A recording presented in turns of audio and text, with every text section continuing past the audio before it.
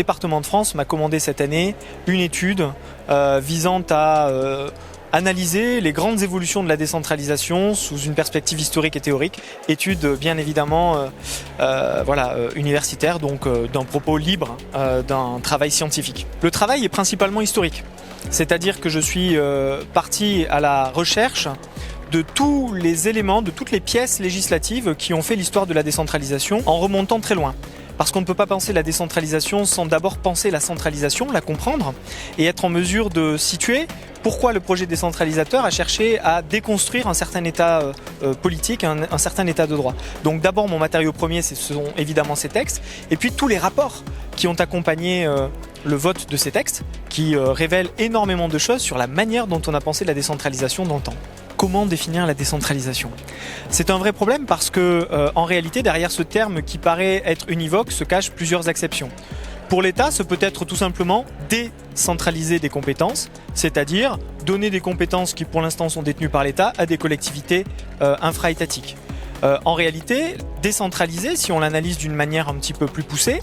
c'est initialement pour le législateur de la Troisième République recréer un espace de liberté collective au bénéfice des communautés locales que sont les communes et les départements à cette époque, et c'est donc ménager un espace de décision politique à des groupes sociaux locaux qui vont ainsi pouvoir prendre des décisions librement. L'évolution de la décentralisation révèle en réalité une évolution politique plus profonde de nos sociétés.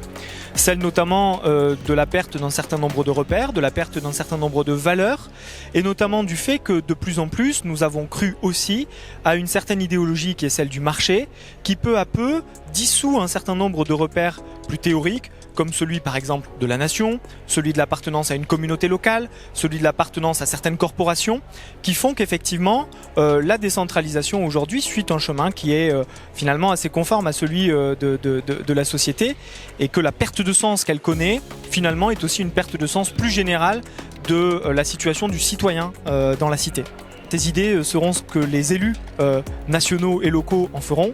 et qui permettront peut-être, du moins je l'espère, c'est un peu la finalité, de réenchanter la décentralisation en essayant de refonder cette dernière autour d'un ordre de valeurs, d'un ordre de finalité, et de se poser une question fondamentale qui est, avant d'agir sur le plan, j'allais dire, des techniques, que voulons-nous faire avec les collectivités? Quel ordre idéal nous donnons-nous de l'organisation territoriale? Quel est l'imaginaire que nous avons de la décentralisation? Ce n'est à mon sens que lorsqu'on aura répondu à ces questions qui sont des questions de valeur, que l'on pourra ensuite commencer à réfléchir en termes de techniques, de strates, de compétences, et structurer un projet qui aura du sens et qui redonnera effectivement une certaine place au territoire.